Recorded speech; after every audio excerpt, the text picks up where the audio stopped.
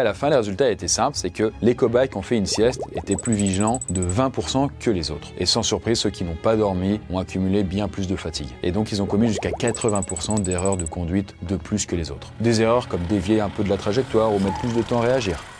Et donc le genre de petites fautes qui augmentent évidemment le risque d'accident. Sachant que les chercheurs, ils ont repéré des petits signaux qui leur permettent de savoir que la fatigue va arriver. Comme par exemple si vous bâillez ou vous changez de plus en plus de posture. Ou alors si vous avez la nuque raide, les paupières lourdes, des difficultés à maintenir le regard sur la route. Tout ça, c'est mauvais signe. Du coup, vos yeux vont alors commencer à picoter, votre cerveau montre des signes de déconcentration. Du coup, si vous repérez ces signes-là, même avant 2 heures, faites une pause. Ou alors changez de conducteur, quoi. Sachant que si vous faites une petite sieste, les experts préconisent quand même une durée d'au moins 15 minutes. Donc une micro-sieste, quoi. Et là, vous le voyez, mais notre cobaye, Gustave, au bout de 2 heures, il commence aussi à fatiguer.